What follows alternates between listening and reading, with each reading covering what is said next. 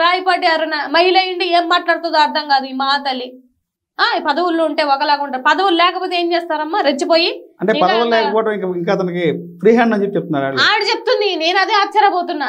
ఏ తల్లి ఆ free hand అంటే ఏంది? ఇంకొకరి దగ్గర 2 కోట్లు ఇంకొకరి దగ్గర 3 కోట్లు దొంగతనం చేసుకోమని సలహా ఇస్తున్నావా అధికార ప్రతినిధిగా? మీ అధికార ప్రతినిధులు ఆడపిల్లలుగా కొన్నిసార్లు రాజకీయంగా, అన్నిసార్లు మనం రాజకీయం చేయకూడదు.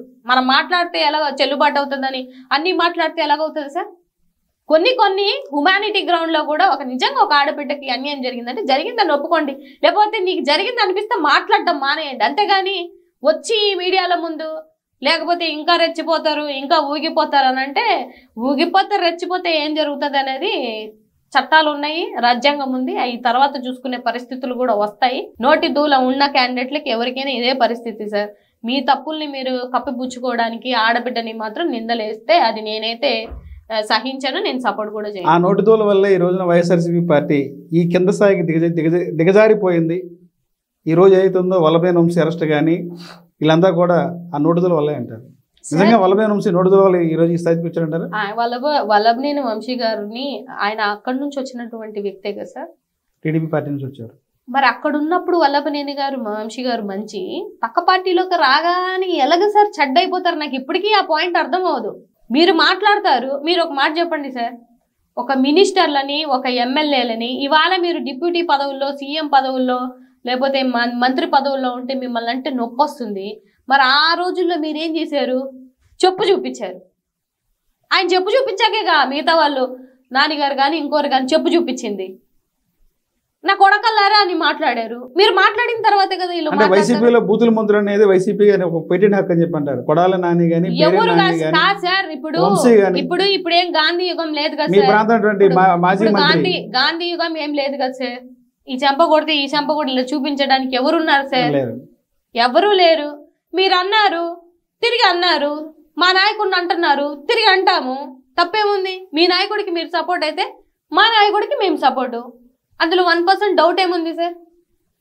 మాట్లాడింది మీరు, బదిలిచ్చేసరికి మా బూతులు అవి ఇవి అని క్రియేట్ చేసింది మీరు. మీరేం తక్కువ మాట్లాడుతున్నారా? లేకపోతే మీ కూటమి ప్రభుత్వం ఏమైనా తక్కువ మాట్లాడిందా? లేకపోతే మీకు సపోర్టర్స్గా ఉన్న వాళ్ళు తక్కువ మాట్లాడారా? ఇప్పటికీ మాకు ఇన్ని బూతు కామెంట్లు వస్తున్నాయి, మరి మేమేం చేయాలి? మేము ఇంకా చెప్పాలనంటే మీరు నా వీడియోలు చూస్తే విత్ సబ్జెక్ట్ నేను మాట్లాడతాను, కానీ నేను ఎప్పుడు నోరు జారి నేను మాట్లాడను. ఆ పరిస్థితి నేను తెచ్చుకోను. ఆ పరిస్థితి తెచ్చుకోవాలని నేను అనుకోను. అలా మాట్లాడే వాళ్ళకు కూడా నేను సపోర్ట్ చేయను. కానీ ఇప్పటి వరకు చూస్తే రాష్ట్రంలో జరుగుతున్నటువంటి పరిస్థితుల మధ్య రాష్ట్రం అభివృద్ధి చెందుతుంది, సంపద సృష్టిస్తుందని చెప్పి పదే చెప్తారు చంద్రబాబు గారు. ఈ 8 నెలల కాలంలో చంద్రబాబు నాయుడు గారి కన్నా సంపద సృష్టించినట్టు మీకు అనిపిస్తుందా? నాకైతే ఎక్కడ కనిపించలేదు సార్. సంపద సృష్టి ఏది అని అడుగు. పెట్టుబడులు వస్తున్నాయి, కంపెనీలు వస్తున్నాయి, ఏమొచ్చాయి చెప్పమనండి. ఏమొచ్చాయి గతానికి ఇప్పుడు చాలా మార్పు వచ్చింది కాదండి. గతానికి ఇప్పుడు చాలా మార్పు వచ్చింది. ఏమీ రాలేదు. గత ప్రభుత్వంలో ఆయన చేసినటువంటి శంకుస్థాపనలు మళ్ళీ తిరిగి చేసుకుంటున్నారు. అది సిగ్గుచేటు. అందరికీ తెలుసు గత ప్రభుత్వంలో ఏ కంపెనీస్ వచ్చాయి, ఈ వేటికైనా శంకుస్థాపన చేసి వెళ్ళిపోయారు అనేది అందరికీ తెలుసు. అది మళ్ళీ ఇప్పుడు మీరు చేసుకుంటున్నారు. ఏది ఒక కొత్త ప్రభుత్వం. మరి మీరు వెళ్ళి దావోస్ వెళ్ళినప్పుడు ఒక ఎంఓయూ తేలేకపోయారు? మీ కెపాసిటీతో తెచ్చుకోలేకపోయారా? మళ్ళీ ఇక్కడికి వచ్చి చిన్నపిల్లల కబుర్లు, జగన్మోహన్ రెడ్డి గారు రానంటే మేము వస్తాము అన్నారు. ఏ ప్రభుత్వం అంటది సార్? ఏ ఎంఓయూలు చేసే కంపెనీలు అంటాయి సార్? ఇవన్నీ మాటలు వేస్ట్ సార్. వీళ్ళు వచ్చి 8 నెలలు అది వ్యవసాయ రంగం అవ్వచ్చు, ఇంకోటి అవ్వచ్చు, పెట్టుబడులు అవ్వచ్చు, ఎంఓయూలు అవ్వచ్చు, లేకపోతే విద్యారంగంలో అవ్వచ్చు, వాటినాటి ఏ రంగాన్ని నీరుగార్చి పాతాళానికి తొక్కేసి జిఎస్టీని -6లోకి లాక్కెళ్ళిపోయి పేదరికం పెరిగింది సార్. నీతి ఆయోగ్ మీరు గమనిస్తే గత ప్రభుత్వంలో రిపోర్ట్ ఇచ్చింది. ఎప్పుడూ లేని విధంగా చరిత్రలో నీతి ఆయోగ్ 11% నుంచి 6%కి జగన్మోహన్ రెడ్డి గారి హయాంలోనే నీతి ఆయోగ్ ఇచ్చినటువంటి రిపోర్టు తగ్గింది అని. అది మీరిచ్చే రిపోర్టు, జగన్మోహన్ రెడ్డి ఇచ్చిన రిపోర్టు, లేదా చంద్రబాబు నాయుడు గారు ఇచ్చింది కాదు కదా, నీతి ఆయోగ్ ఇచ్చింది. ఇవాళ చూడండి పేదరికం ఎంత పెరిగిపోయిందో. ఆ రిపోర్ట్లు తీయమనండి సార్, రిపోర్ట్లతో మాట్లాడమనండి, ఒక శ్వేతపత్రం రిలీజ్ చేయమనండి. ఏం చేస్తున్నారు మీరు రాష్ట్ర ప్రభుత్వంలో అని అనేది. ఉత్తిగా అబద్ధాలు, సింపుల్గా భలే అబద్ధాలు ఆడతారు సార్ వీళ్ళు. అందంగా అబద్ధాలు ఆడతారు. వీళ్ళు ఐటీడీపీ సోషల్ మీడియాలో అందంగా అబద్ధాలు ఆడిస్తారు. ఎవరన్నా ఒకవేళ ప్రశ్నిస్తే వాళ్ళ క్యారెక్టర్ అసోసియేషన్ చేస్తారు. ఒక మహిళని ఎంత దారుణంగా ఈడ్చాలో అంత దారుణంగా ఈడుస్తారు. ఎవరికి లేదు సార్ స్వేచ్ఛ? ఫ్రీడమ్ ఆఫ్ స్పీచ్ లో మాకు స్వేచ్ఛ లేదా? మేము మాట్లాడకూడదా? ప్రతి ఒక్కరికి ఉంటది కదా. గొంతును హరిస్తామంటే ఎలాగవుతుందండి? మరి ఇదే ప్రభుత్వం మీరు చేసిన తీరులోనే లాస్ట్ టైం జగన్మోహన్ రెడ్డి గారు చేస్తుంటే మీరు తిరిగే వాళ్ళ రోడ్ల మీద? చెప్పండి. పోనీ ఏదైనా రాజకీయం చేయొచ్చు సార్. రాజ్యాంగబద్ధంగా రాజకీయం చేస్తే ఆ నాయకులైన చరిత్రలో ఉంటారు. గత ప్రభుత్వం ఎంతకన్నా దారుణాలు చేశారు, రాజారెడ్డి రాజ్యాంగం నడుస్తుంది చెప్తారు. గత ప్రభుత్వం ఎంతకన్నా దారుణాలు చేశారు, రాజారెడ్డి రాజ్యాంగం నడిచింది. ఇప్పుడు ఆ పరిస్థితి లేదని చెప్తారు. కాదు సార్, ఏ రాజకీయ టీడీపీ నాయకుల్ని మాట్లాడిన సోషల్ మీడియా వాళ్ళని వైఎస్ఆర్సీపీ ప్రభుత్వం అరెస్ట్ చేసిందా? పోనీ మీ నాయకుల ఇళ్లలో ధ్వంసాలు చేశారా? పోనీ లేకపోతే మీ మీద తప్పుడు కేసులు పెట్టి ఇవాళ ఒకరు కేసు పెడితే ఈ వైజాగ్ అబ్బాయి అయితే ప్రకాశం జిల్లాకు తీసుకెళ్లిపోతున్నారు సార్. అర్ధరాత్రులలో వస్తున్నారు. ఎందుకు తీసుకెళ్తున్నారో, దేనికి తీసుకెళ్తున్నారో నోటీసులు ఎక్కడున్నాయి సార్? అసలు పోలీసులు అయితే ఇంత దారుణంగా ప్రవర్తిస్తున్నారు. వాళ్ళ ముందే కొడుతున్నారు, వాళ్ళ ముందే హింసిస్తున్నారు, ప్రేక్షక పాత్ర పోషిస్తున్నారు. ఎక్కడికెక్కడికో తీసుకెళ్లిపోతున్నారు. మహిళల్ని కూడా తెలియకుండా మహిళల్ని అరెస్ట్ చేస్తే మహిళా పోలీసులు పెట్టాలన్న మినిమం కామన్ సెన్స్ లేదా సార్?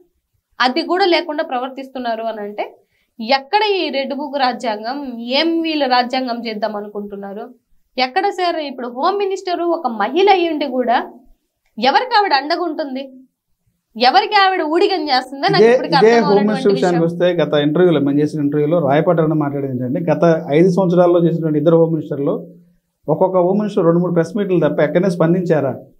మీరు గూగుల్లో సెర్చ్ చేయని చెప్తాడు. ఎవరు చెప్తారు? రాయపాటి అరుణ, జనసేన పార్టీ రాష్ట్ర అధికార ప్రతినిధి.